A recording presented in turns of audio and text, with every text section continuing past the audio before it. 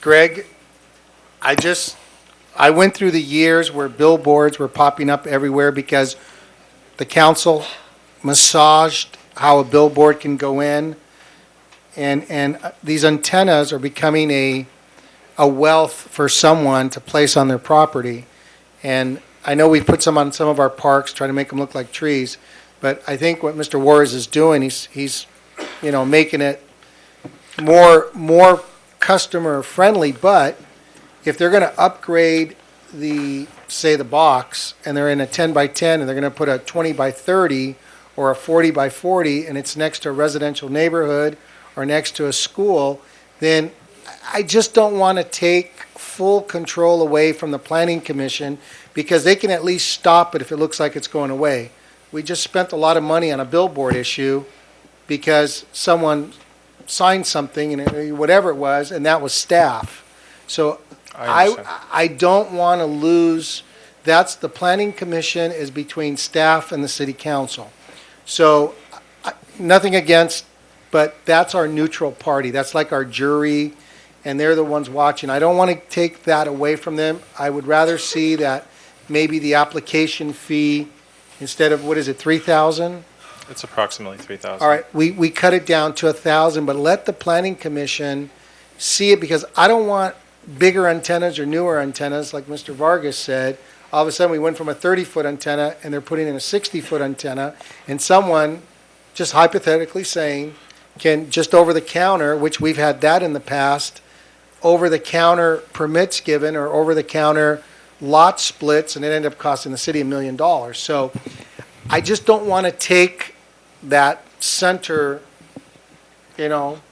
away from the city. So when we write this ordinance, Danny, let's just maybe lower the fee, but at least let the Planning Commission hear it, and we kind of watch what comes in, because right now there's a lot of money in antennas. If you can get an antenna, the guy that was trying to open one behind the post office in this duplex a couple years back, I don't know if you guys remember that, the street right, Eucalyptus, came to the City Council, was going to put an antenna in his backyard of his duplex. But thank God the Planning Commission, said, hey, wait a minute.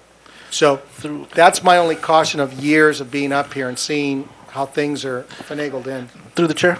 Okay, so there's no doubt that we need, that some of the cell phone companies need to upgrade. I have AT&T. Well, I shouldn't have said anything, but some of us, we have problems with our cell phones and the communication throughout the city. And I have an unnamed cell phone company, and so needless to say, we need those upgrades. So I think with the mayor, I just want to make sure that I kind of understood what you were suggesting, and it might be a good point that even though it's an upgrade, that it's on a different track than a new application for a site, Right. but it'll still go through the Planning Commission. Is that correct? Yes. Okay, that's a good idea. Through the chair? Yeah. Can you, once again, Mr. McLean, just talk about what you have seen in your years as an upgrade for these wireless antennas? Do they go from 20 by 20 to 40 by 40? I thought it was just internal workings of the operation there. Well, many times that is the case, but sometimes they add an additional cabinet, which is probably no bigger than this podium.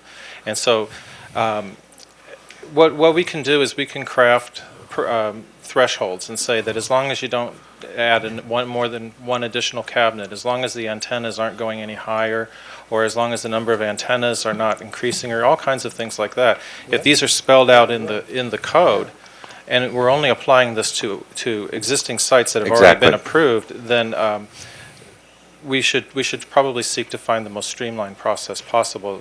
But new sites, of course, would have to go through the same old procedure that they always do. I agree. And anything that exceeded these thresholds, which the City Council through the Planning Commission would have an opportunity to set as rigidly or as loosely as they see fit. I would recommend rather rigid, pursuant to the mayor's comments.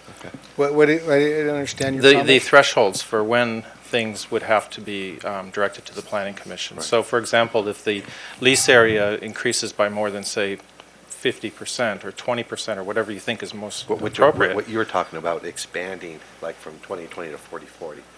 Yeah, just like that antenna Yeah. that's at, over here, Eucalyptus Park. Yeah, Do you see the station that's there? Yeah, well, there's actually 3 carriers there, so there's 3 Well, stations. Okay, there's 3 Yeah. carriers there in Yeah. one spot. Well, let's see, a new carrier coming onto an existing site would, in my estimation, would not necessarily be the kind of thing that you'd want to approve at staff level. I wouldn't feel comfortable doing that anyway. And then we could take it to the next level, which would be up to the city council to decide if that would be a full-blown process that we have now with the CUP or something a little bit in between the two. So that's the kind of information that I could use to write this ordinance. Yeah, I just don't want to take the control away from the body that Yeah. protects the city, which is our, it's the in-between. So I want to make it so rigid that we don't end up, with a lot more. And then someone sues us saying, well, you're letting him upgrade it over the counter, but now that I want to put an antenna in, you're making me go through the hoops. Yeah, so We're just streamlining it. yeah, just streamline Okay, it. so I'll make a motion that we go forward with an ordinance. Second. Please vote.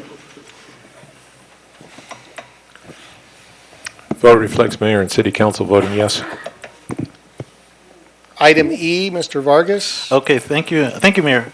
Mr. McLean, if you could please step to the center podium. All right, so we're going to touch on the redevelopment agency. We need a general description of the activities as it pertains to Hawthorne. We hear a lot about redevelopment agencies, and everybody's running around saying redevelopment agency funds are being taken away. It sounds bad, but do we really know what it is? So I just want to make sure that the community understands how the redevelopment agency funds impact our community, and that they're well aware, what the gravity and the nature of what's happening up in Sacramento is, and Mr. McLean's going to go through how this benefits our residents and how it benefits the city. So, Mr. McLean, take it away. It depends on how this computer comes up. If I have to log in as an admin, we may not be able to do this. Okay, I don't know. then we can just.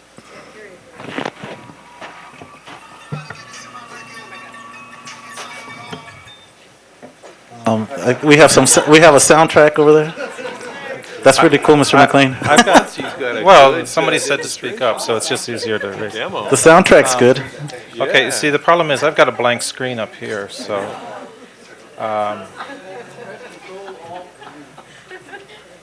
Yeah, okay. I guess I can use the, where's the delete key on this? Can anybody tell me who the login name is on that? Oh. Chris knows. Do you know the password? Because it may not be on my desktop. How can I see it? Are you touching on Proposition 22, Mr. McLean? Well, one of the things I guess I could give you a brief commentary is Proposition 22 is a proposition that the voters voted in this last November. And what that said was that we were, as a community, as residents, we were saying no to Sacramento taking away any of our funds. Money that goes to the city based on taxes that we earn. And you know what? Lay your hands off of our money, because that's the habit that Sacramento is in right now, taking away the city's money. And now it sounds like they want to take away all our money, so that's a very dangerous position to be in. It's definitely going to weaken us and not allow for us to do the good things that we do as a city. Are we ready? Yes, I'm prepared to bore you. Okay, this is a presentation on the basics of redevelopment in California.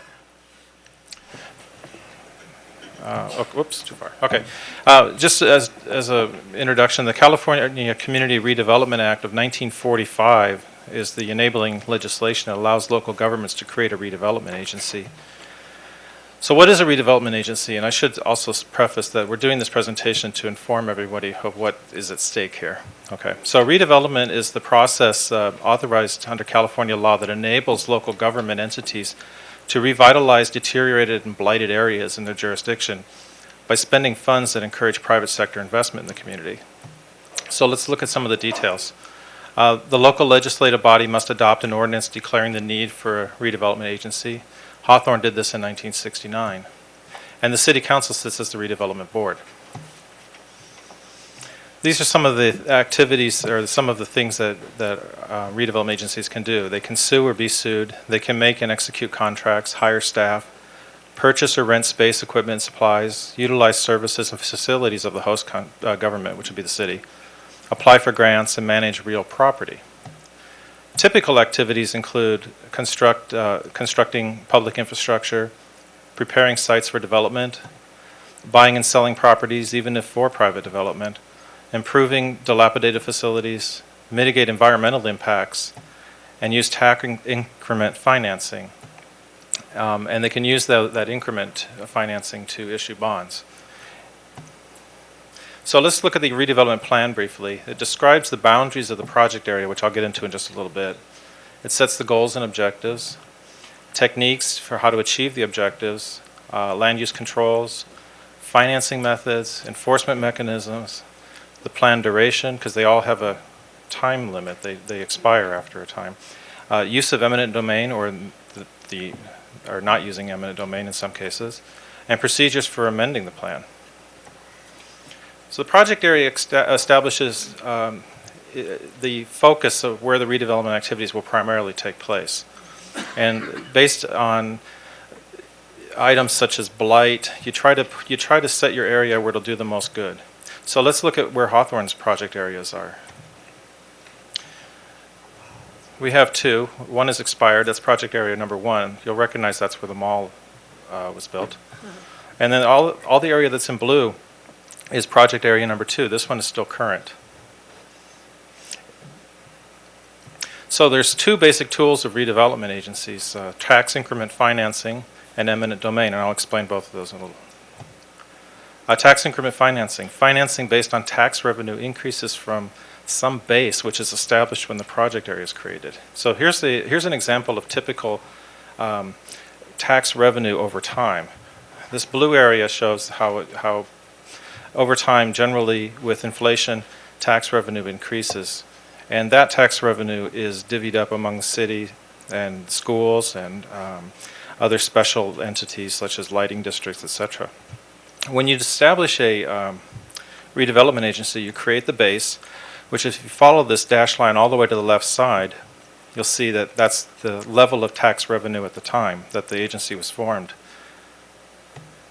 This blue area represents the base plus pass-through and payments, and I'll get to that in a little bit. But the redevelopment agency gets the increment. So over time, as you invest in the area, the tax revenue generated increases, and everything above the base minus the pass-throughs goes to the agency, and that's what's represented in red here.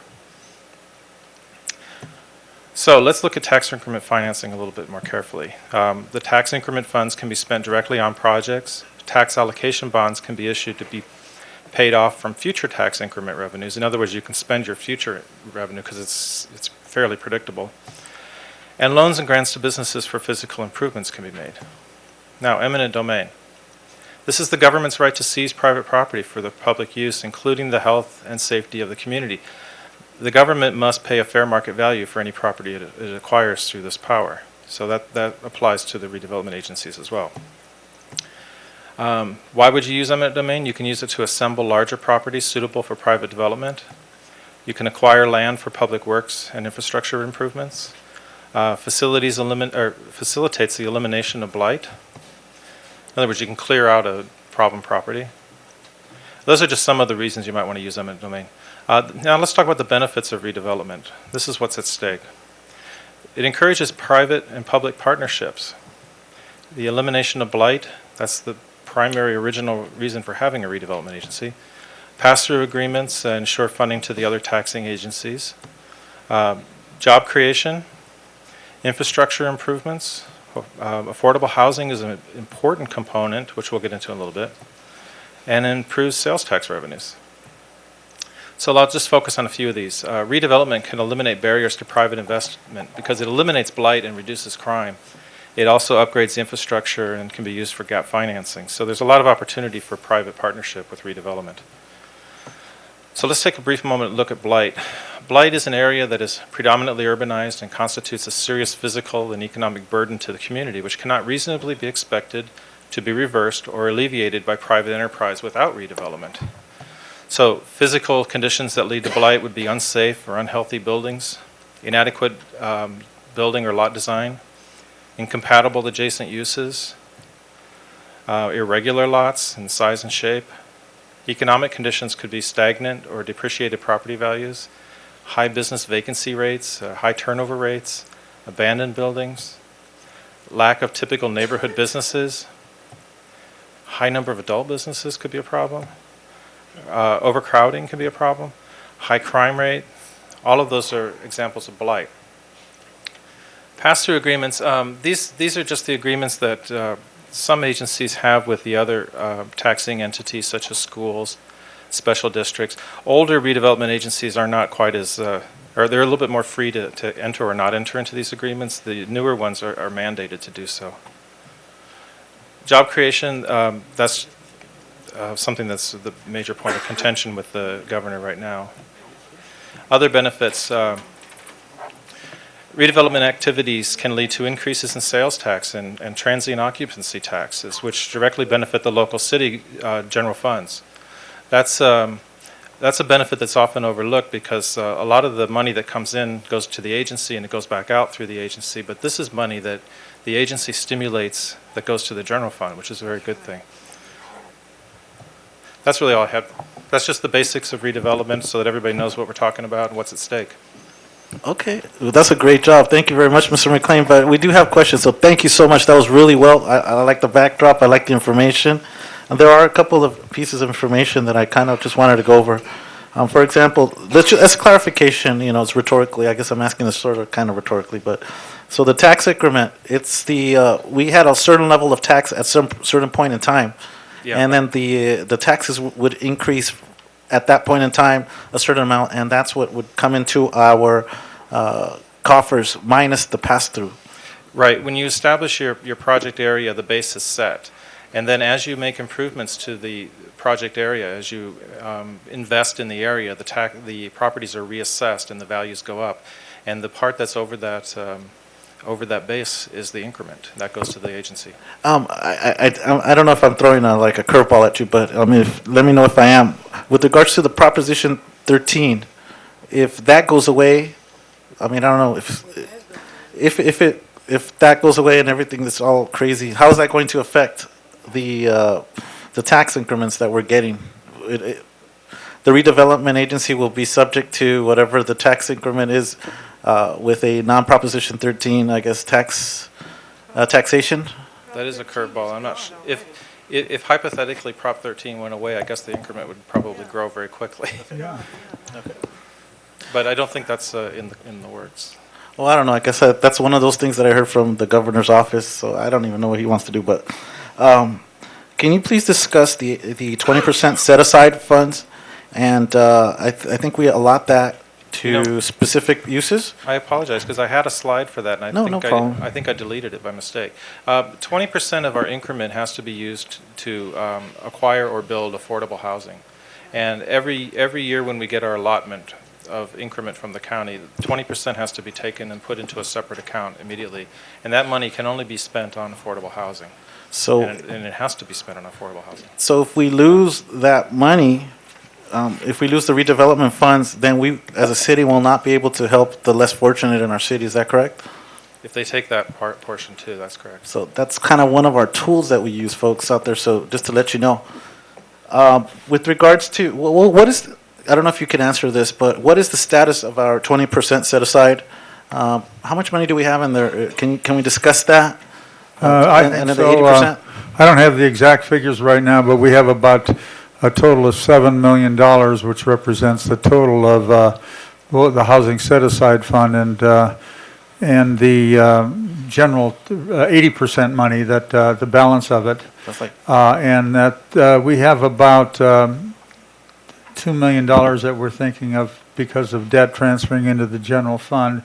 We have to know that we have plenty of debt that allows us to do that. As far as the 20% housing set aside, we have to spend it for low cost housing, for the elimination of blight and low cost housing.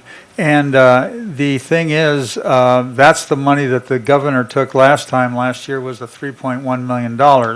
That came out of the 20% housing set aside money. And there's an attempt to come up with projects that would commit that set-aside money that we have as a balance and we will have about probably $4 to $5 million by the end of this fiscal year in housing set-aside money, and that's contingent upon the governor not taking any more money. And I hear that there are plans by him to take it for a second year. So exactly how much he's going to take is still subject to speculation right now. Mr. Juarez. Yes, let's see. You mentioned about this money that last year's governor took from us to the tune of $3.5 million. I think it's 3.1, somewhere in there, yes. Okay. What's the probability that we're going to get that money back? 0. 0. Well, I shouldn't say that. I don't mean to be flippant, but from all of the reports that's indicated by that people that are chasing the funds around, that they're not looking to receive any of that money back. Forever? Or have we Well- lost that forever, or at some point in time in the future? There's been no commitments made to pay it back, to my knowledge. If it deteriorates to the extent that it is now, then I would assume that they'll keep taking set-aside money. So do we physically write a check to the state? Is that what we did for the 20% set Okay, aside? exactly how that happens, I want to defer to the finance officer. But maybe you can talk about that and correct my figures if I'm wrong on the various funds that are in redevelopment, if you would, Mike. Hi, Mike. Good evening, ladies and gentlemen. The first thing is that the 3.1 million that you paid last year is gone. You will never see it again. It was an ERAF shift. This year, we got the letter. We have to pay it by May the 10th, I think, and that is another 600 and some thousand. I don't remember the exact number. It was over 600,000, but less than 700,000. And that is, we write a check. Yes, that is We correct. do write a check. Or the other way we can do it, which is just moving numbers around, is we don't have them give us all our tax increment for the April payment. Okay, now that brings up an interesting question. The state flows down RENA numbers to us and says that we have to build low and moderate income housing. Is that correct? That is And there's correct. ratios that we have to follow. Yes. Okay, what if we just say we're not doing that? Especially if we're supposed to be using the redevelop money to do that, to build that sort of housing, okay, and they're taking our redevelopment money, why is it then we have to abide by the RENA numbers that are flowed Well, down to I us? think- Why can't we write something to the state and say, shelve them until this whole budget thing is done? Well, Can we do as a- that? As a practical matter, the housing arm of the state, it's going to be hard to enforce any lack of RENA number construction if the money has been taken from us. There's no judge in the world is going to say you have an obligation to build housing, but the money's already been taken, but you have to do it anyway. I don't think that could ever happen. What can never happen? That they can take our money to the extent that, and then say, we have to use that money that they've taken to build housing. Now, there will be money left if they take the 600,000, and it'll currently deplete a lot of the funds that we have in there. It'll cut that $5.5 million or some such figure like that, the projected fund balance and the 20% set aside as of the end of the fiscal year. I think that is a semi-correct number. Well, we're in a situation where you can't have your cake and eat it too, and that's what they're doing. You know, they want the redevelopment money back, and plus they still want us to do the low and moderate income housing. To the chair. Through the chair? All right, let's flip it. I think you were first. Ladies first. Thank you. I think for the most part, it's mandatory RENA, low-income housing assistance to the municipalities. So basically, those requirements are mandatory. I do understand that our city is lacking in development of low-income housing. It is also made mention that you use the money or you lose it, Exactly. in spite of it being taken today. That's how come it's important that there's a deadline in Sacramento of March 31st to submit all development projects which would acquire the monies that are currently held today in our municipality. So there's no way of saying we're not going to build it because you're going to take it anyway. I think that is probably not the smartest thing to do. I think the process in which is being followed and has been followed for some number of years needs to continue. We can't go back on what we've done in the past, which is basically have not been on a fast track in building the low-income housing, hoping that today we can. But I wanted to ask Greg another question with regards to redevelopment agency monies, which is the job creation aspect. And I know that the monies that redevelopment monies that we currently have also has a job component, from what I understand. This is outside of my expertise. Oh, it I'm is? sorry. Okay. I apologize. But if you have been listening to numerous cities, including workforce investment boards, et cetera, they are very vigilant in trying to hold what they currently have, because with these redevelopment monies, it's building blighted communities and bringing up much-needed creation of not just buildings, whether it be various buildings for housing, commercial, mixed use, et cetera, but it also provides a job, creation of jobs in the communities in which those projects are going to be ultimately built. So very important to keep in mind that it goes hand in hand. When you talk redevelopment agencies within municipalities, it's been made mention over and over again. We are trying our best to keep those monies, because through that, we are not able, if you will, to provide much-needed help to those communities that ultimately could benefit. So that's just my two cents. One more comment I'd like to make on that.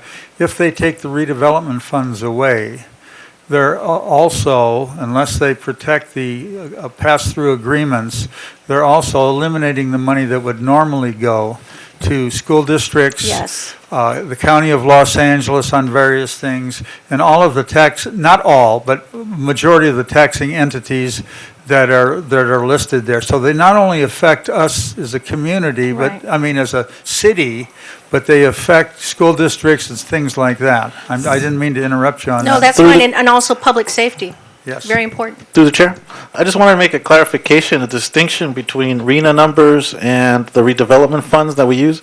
RENA numbers, we're obligated to build the low and allow to have the low and moderate income housing be built, to allow.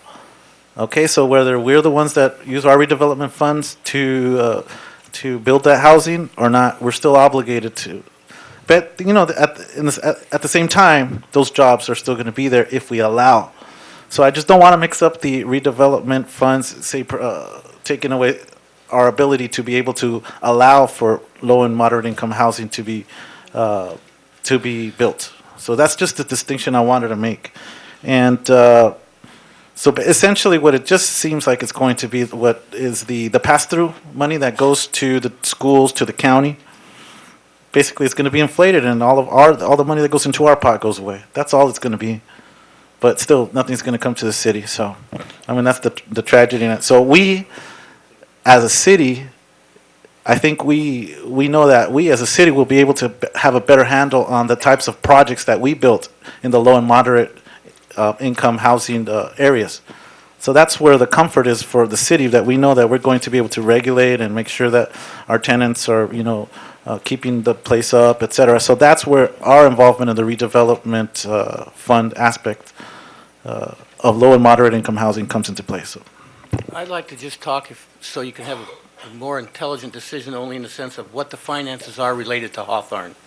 Hawthorne, we filed a statement of indebtedness on October for the last year. The city was owed, the redevelopment agency had debt of $121 million, of which about $45 million was pure bond indebtedness. We had another 10 or 15, about $12 million that was owed for the development agreement that you had when you built the Costco. And then you owed $60 million to the city itself, to the general fund. You're owed $60 million today. Your revenues on the Project One are approximately $700,000, of which you have indebtedness to the bonds of $400,000, so you have $300,000 you can pay yourself. For the project area number 2, you have $11 million in revenue, of which $2 million is the pass-throughs that you've just been talking about. You have another $2.5 million that goes to your low-mod housing fund, and then you have about another $3 million in bond indebtedness, so that leaves you about $3 million to either pay back the city or to use for other redevelopment projects right now. That's kind of the status of where you're at. The history, why our RENA numbers were so high is because no, ours are very high, and the reason is when we first got elected, we had council people going to other cities and saying, we'll take your RENA numbers, we'll take your numbers. And they elevated ours in order to build low to moderate housing. I see where our council's going. We need to build new properties. We need to use our redevelopment funds or housing, nothing old. We want to clean up neighborhoods. We talked about Imperial. The best way to do it is build new stuff. Use every dime of our, from CDGB funds, our housing set-aside funds, to go in and clean up neighborhoods by building new properties. And there's a company like Jamboree that does a good job. They actually put children's centers in there. They have tutoring. They have services. Hey, Russell, break down the difference between housing set-aside funds and redevelopment money so everybody understands better the two funds and which funds can be used to assist to build low to moderate housing. Just the 20% set aside. Just 20% set aside can be used, so everybody needs to understand that. They can't use that whole redevelopment dollars, they can only use 20%, it's called set aside. So that 20% we can use to build new properties, to clean up neighborhoods, not buy properties that have just been sitting there because it doesn't help us. So we can move forward on that. Through the chair, can we make the request from our staff to start assembling something on a growing list of what we are going to be using the red development funds? Let's start making an active intent to allocate these monies so that we can go ahead and do stuff. I can ask the staff, after talking to the city council individually, to find out what the basis, how they want to go ahead with the potential spending of this money. And we'll come up with a plan with some alternatives that come up with parameters that we want to establish and go ahead with. I think, and then it'll be like a workshop process. Though we'll have to go back and forth. I'll have to get input from everybody as to how we want to spend whatever money we have. I should say that I would like to wait till after the March deadline to see how much of it's going to be taken from us. Right. And the other thing, I asked Greg to come back, just for your knowledge. Greg, tell him how much the RENA numbers are specifically right now. I think the mayor hit it right. It's very close to 1,600. That's a lot. That's awful. I mean, but we, Hopefully regardless, as we heard, we're still obligated to build those, and the monies, because we've been wasting time and sitting on our hands, we need to build or move forward, because then we could tie those dollars up. Yeah. And that's a way to clean up blighted neighborhoods. That's a way to clean up blighted neighborhoods, is to go in and start from zero, because that'll rehance, and then we can control the way they look and how they're built. So I think that's a good. I'll take that as direction. And also from the take this council. article about cash to fight blight. There's a lot of cities that are going to get in trouble because they're using to pay salaries and a lot of other stuff. And I don't want to end up, pass that over to Russell and to Jim for them to watch those guidelines and check into, because, you know, everyone's talking loud about this, and you don't think the governor's people heard what everyone's planning on doing? Exactly. Mayor, Everybody knows. Mayor, I have been having conversations with the city manager, encouraging him to start using some of our redevelopment money before they come along and take it from Yeah. California State, because you know doggone well, the first opportunity, although I do not know what the state law is, can they come and just take our money? I don't know, there must be There some seems to be an attempt, protections. it depends on basically what the city, or the assembly and the state senate allow to happen. And I think they're being asked, unfortunately, being asked to vote on bills that they don't really understand the ramifications of it. And if that happens, there can be draconian cuts to what we're going to be getting. There's no question that it can. Is there no law that protects cities Well, the law that- for their okay. stealing? I don't think there's any, I'll yield to the city attorney on that, but Yeah. I don't think there's any statute on it specifically. Oh, boy. But it's going to be what a judge says is the law. Through the chair. Well, we better grab it. I just want to remind the residents here that we voted something in this last November, Proposition 22. Right. I mean, we voted something. There is something that's on the books that says, Mr. Governor, state legislators, don't take away our money. We've already voted. This people have spoken. I mean, what more do we really need? I know, it's kind of frustrating, but, Mr. City Manager, Mr. Attorney, City Attorney, can you just start making that priority list of where our allocations will be so we can Yeah. get going on this? we We've been need to talking get about that it for a while, and we need to jump on the ball, so. Yep. keep So I saying think that. that's it. Thank you very much, Mr. McLean. Thank you. Very good presentation. Thank you very much for your effort here. To the chair, I had one other recommendation, but that's okay, Greg, it's not directed at you. In getting the lists that we're talking about, can I also get some history on on what we've used redevelopment monies on? I heard Costco. I want to know which Costco. Okay. I want an understanding of, I can be brief in that. I know the project, not now? I'd prefer it. You know what? I'd rather you Do it now. say, do it now, so Okay. people All I understand. wanted was a list. If he's going to provide a list, No, but Angie, I Staff think time. He wants it for the public, though. I wanted for the public to understand which Costco. Okay, first of all, there's two project areas in the city, the Gateway project and the original mall project that is basically vacant now. But regarding the original mall project, that was started in, I don't know, I think the mall was completed in like 77. But it started in like 72 or something like that, some figure like that. At that time, there was no requirement for set-aside funds, and there was no requirement that regular tax increment funds be negotiated with the county and with the school districts and so forth. And so as a result, we got virtually 80% of the tax increment, 100% of the tax increment that we could use any way we wanted. In addition, that tax increment is also used in other areas of the city that undergoes various types of building permits, increased in assessed valuation, not necessarily handled under DDAs, that they generate funds for it. So we use those funds to acquire the land, to help with the construction, to do a lot of things in the development of that mall. And so what happens on that is, normally speaking, you find out projected tax increments. You come up with a present value based on selling tax increment bonds, and that money usually goes to the acquisition of those properties.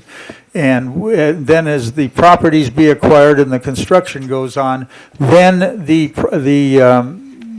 assessed valuation becomes greater and more tax increment is being generated. So that's project number one, with that was prior to the requirements for set aside and other funds. Now, the Gateway project, and I was familiar with it from many years ago, they tried various things to happen.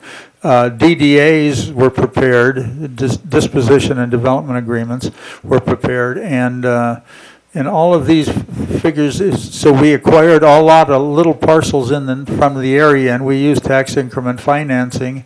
And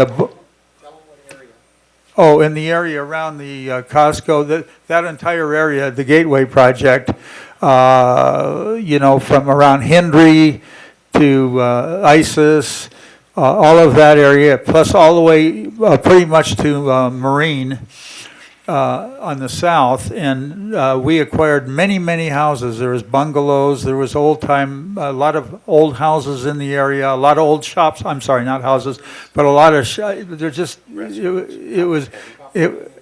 yeah. There was a couple of good places, but the rest of them were going out of business, and so we acquired those lands by taking the money, redevelopment money, projecting the tax increment, selling the bonds, coming up with a present value, paying for the acquisition of the property, and that's how we generated enough to do the project. Then when the project went into fruition, then of course the new appraised valuation went in, and we could pay the bonds off because of the increased valuation that went in. That area was subject to 20% housing set aside and very stringent rules as far as pass-through agreements with other jurisdictions. So I don't mean to be too verbose on this, but that's basically how redevelopment worked in the city of Hawthorne. And, okay, all right, I'm sorry. I'll get mine later. I'll get what I actually wanted later. Thank you. Just a history, I think she was just looking for. If you can just document it, Okay. yeah. I'd like a copy of that also. All right, are we all good on these? I'll just answer one question. You had asked for a list of what's going to be done with that money.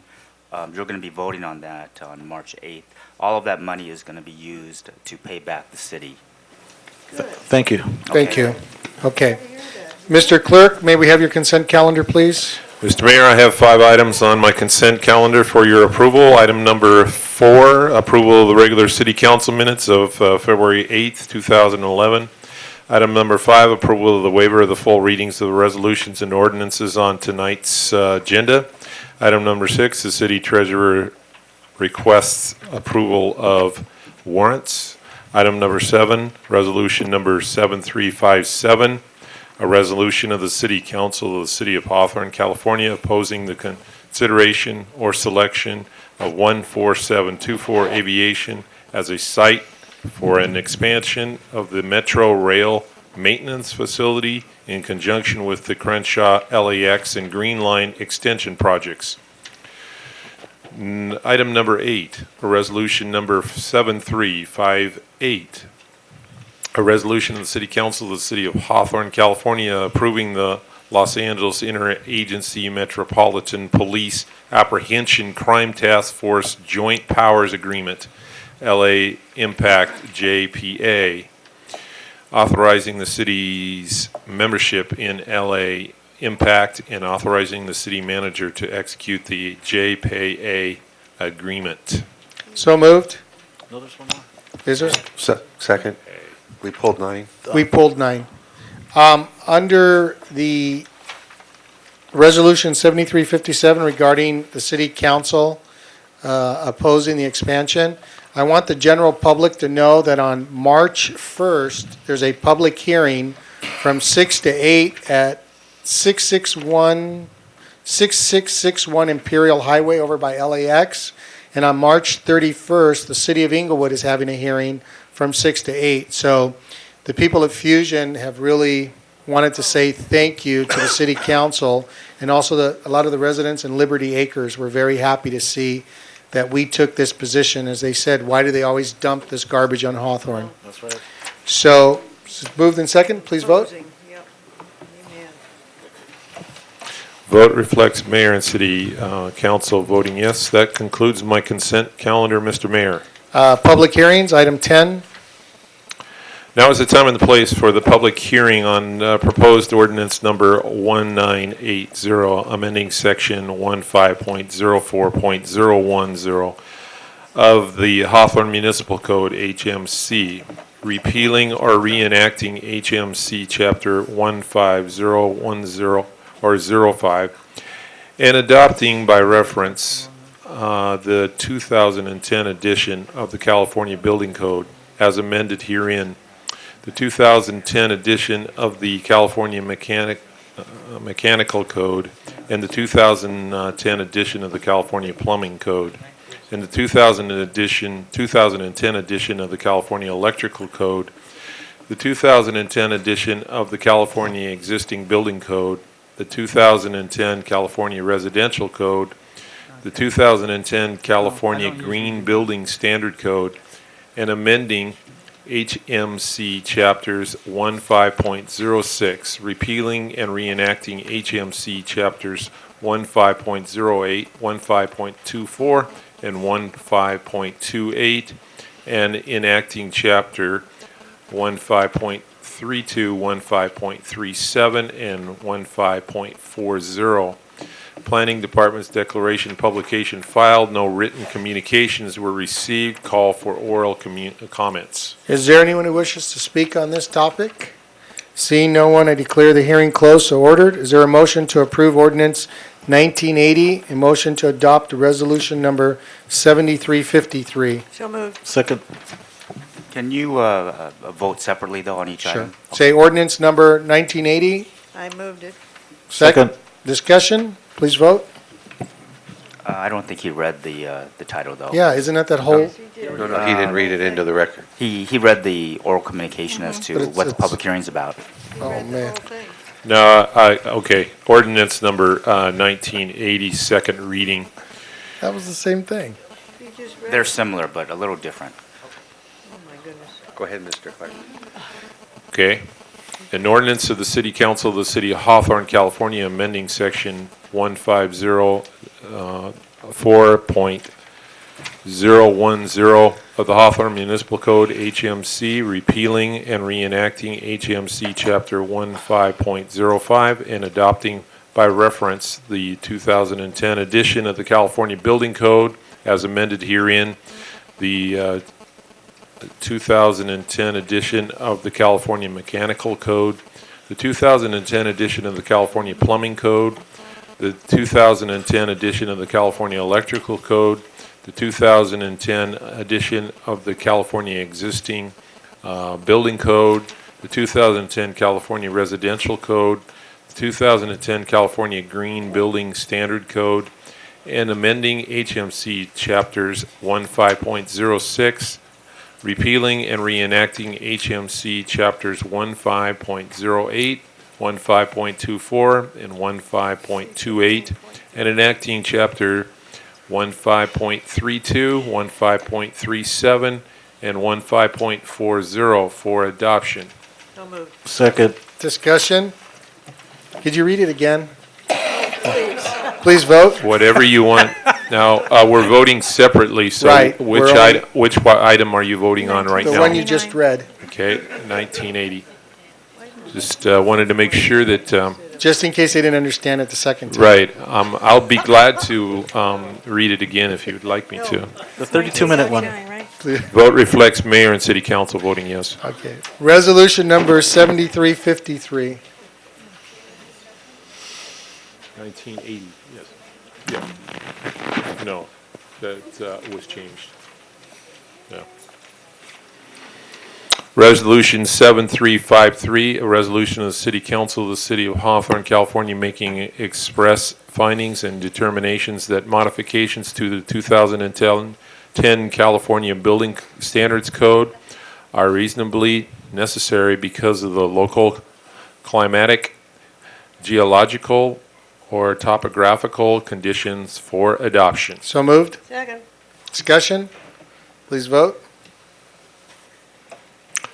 Vote reflects mayor and city council voting yes. Item 11.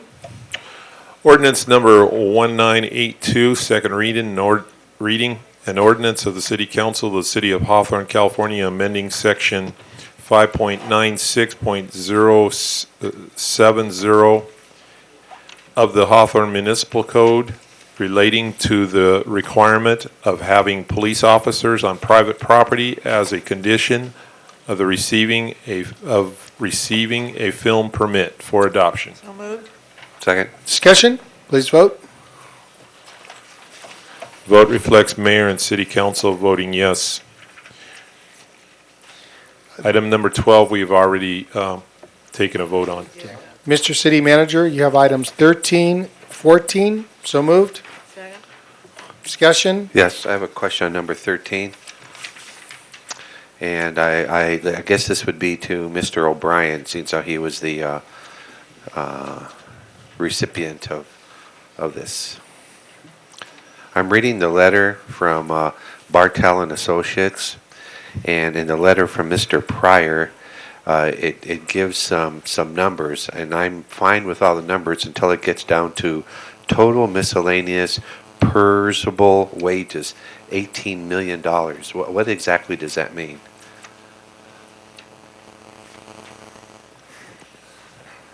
I believe that's a good question, but I believe that's total for the city, which is where the actuarial numbers are applied with the employer rate increase.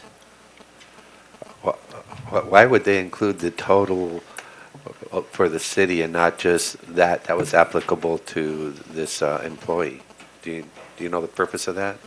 I don't. I can find out from them if that will help you, but I couldn't answer that at this time. Okay, it just looked kind of strange, yeah. Well, let's see, I guess on what we can vote on the condition that I get a response back from somebody what this means. All right, so we're moved, seconded, and based, we're going to vote on it, that Mr. Juarez gets a response. Okay? Thank you, sir. Thank you. Please vote. Vote reflects mayor and city council voting yes. At this time, I'll recess the city council meeting, call back to order the Community Redevelopment Agency with all members present. Mr. Secretary, your agenda, please. First item will be the approval of the minutes of the regular Community Redevelopment Agency meeting held February the 8th, 2010. So moved. Second, discussion, please vote. Vote reflects, Mr. Vargas, are you voting? Okay, vote reflects mayor and city council members, or Community Redevelopment Agency members voting yes. 17's off. 17 was also removed. Is there anything further? If not, the agency meeting is adjourned, and I call to order the Parking Authority with all members present. Mr. Secretary, your agenda, please. First item will be the approval of the minutes of the regular Parking Authority meeting held February 8th, 2011. So moved. Second. Discussion. Please vote. Vote reflects council members voting yes. Is there anything further? If not, I'll adjourn the Parking Authority and call to order the Housing Authority with all members present. Mr. Secretary, your agenda, please. First item will be the approval of minutes of the regular Housing Authority meeting held February the 8th, 2010. So moved. 11. Second. Discussion. Please vote. Vote reflects council members voting yes. Is there anything further? If not, I'll adjourn the Housing Authority and call to order the Public Financing Authority with all members present. The first item will be the approval of the minutes of the regular Public Financing Authority meeting held February 8th, 2011. So moved. Second. Discussion. Please vote. Vote reflects authority members voting yes. Is there anything further? If not, I adjourn the Public Finance Authority and call to order the City Council meeting with all members present. Now is the time for elected officials' reports, recommendations, appointments, reappointments, removals, commission, committees, and boards. And we'll start with our City Treasurer, Terry Lubinek. Thank you, Mayor. I just wanted to first thank Angie and Ms. Diaz for the Locks of Love. It was a great program, and I hope it's continued for generations to come. It'll help so many people. And Evelyn wasn't here right when we did the presentation, but she's a strong person who really cares about what she did, and she is very proud of what everybody brought to the table and did for her and her mother. So I know deep down in her heart, she says thank you to everybody, and that she's ready to go to continue this event year after year. So congratulations to her. Again, I want to thank Alex. And that day also, they had the Relay for Life luncheon. It was great to be there and hear people about their cancer situation. Another great program. We have a lot of people in needs of many things, and we have many people that showed up to support that program. And Mayor, that's all I have. Thank you. City Clerk? Yes. Norb? Yes, Arnie, from Public Works gave us these items. Last meeting, we had several members of the community come forward about the quality of water, and anyone that's here present can pick up one of these from the California Water Service. It's a quality water report, and anyone that's out there in the public that wants to come to my office, the city clerk's office, can pick one of these up so that the public was wondering about the quality of water in Hawthorne. A couple other items. The Teen Center is hosting Cassie prep classes, and I just happen to be, my day job is teaching Cassie math classes, and I volunteered to conduct some of the classes over there next Thursday for any high school student who has not passed the exit exam can come over to the Teen Center and get extra tutoring. They need it to pass to graduate, and my regular job is to get seniors to pass so they can graduate from their high schools. The last item, the National Night Out is coming up August the 2nd. I got information on that so the homeowners associations can start planning on having a National Night Out event this summer. Thank you. Councilmember Lambert? Thank you, Mayor. First, I wanted to say thanks to the police department for their training exercise that they put in their time and energy, and this was at the local park in Holly Glen, Dana Middle School. Thank you, Chief, and the rest of you. Good job. Good job. And also, I want to thank Jan Vogel. I don't know. I didn't see him tonight. He's not here. No, he's Yeah, not but here tonight. he did a great Black History Week celebration at the Teen Center, and it was packed. And I couldn't stay for the whole thing, but I did stay for an awful lot of the young people singing, and I was telling one of my colleagues that their expression of how they sing is different than you would expect. Say the salute to the flag, or singing the song to the flag. It's different, and it was beautiful. It was just wonderful. So I wanted to thank Jan Vogel. It was a packed house, and that, of course, was, again, for Black History Week.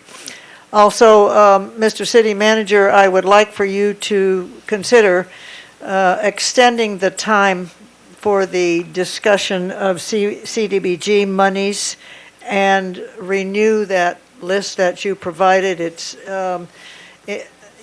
Since you're reasonably new this year on this sort of thing, our past history was that the decision was made among the five of us, not anybody else. And I don't know who made these decisions, but I would like you to recontact every one of those folks and see if they got missed somehow, they didn't get to respond. And I believe I asked you on the telephone, how much money are we talking about for CDBG funds? I still don't know that answer yet. You were going to find out how much there was available. And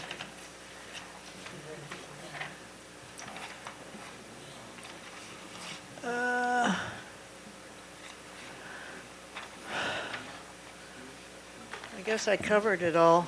Chief, that program of yours was fantastic. Thank you again. Thank you, ma'am. Outstanding. Will you look into that? May I respond to that? I just Yeah, found please. out from Greg, we have about $2.9 million, $2 million in the CDBG funds and Okay. approximately $900,000 in home funds. However, we've been not told, but we're we're a little bit worried that they're gonna, that number might go down also, like everything else, yes. Oh, well, all of us I think, as past participation in this, we would like to participate in this, because I don't know who said, yes, you can have it, no, you can't. I mean, who provided that information? It's generally, in the past, there's always been. Don't they the send city out a council. letter? Well, the city council used to always participate and agree on We whether do. we wanted to. We do, Not this one. we do. We do. Okay, well, it's very sparse, and I'd like to have them We'll recontact the people to verify that they are not interested or are interested and assist them in submitting an application. Yeah, I'd be happy to do that. Phone calls, and, because I can't believe some of them are not even on here, like, the BHS is not on. I here. thought the BHS was on there, but So why don't we just recirculate the I letters? will do that. I will and- be happy to do that. Yeah. Yeah, there's a good Thank you, number. Greg. I know Greg has made every effort to notify those agencies, those nonprofit organizations, and those alike, to let them know that the application process is available. Yeah. Greg, did you want to make a comment on? Yes, if I can. The list that you have are the ones who were invited to solicit, they were solicited applications this year. So everyone on that list received an invitation to make an application. I understood that. Yeah, and the list is no smaller than last year. Well. But I'm happy Should to I add. drag out my old ones that have? The Oh, list is pretty absolutely. plentiful. The more the better. If you have any you want to add, please let me know. It's not too late. One of them, as I just mentioned, is BHS. I Yeah, don't see them on there. They received an And, application already, And yes. I'm shocked that, where is it? Pastor Kukas is Teen Challenge. Yeah, he received an application or an invitation to make an application. I really think you better reconnect, because I know they're desperate for Yeah. keeping that home open that they do for children on drugs and whatever else, their behavior, Yeah. So. I sent the letters out on Monday of this week, so everybody should be Yeah, making their inquiries we need to soon. get back on the phone with these people. I don't want them to miss out on possible monies that they could have to help them out, okay? And that's it. Thank you very much. God bless you all. Councilmember English?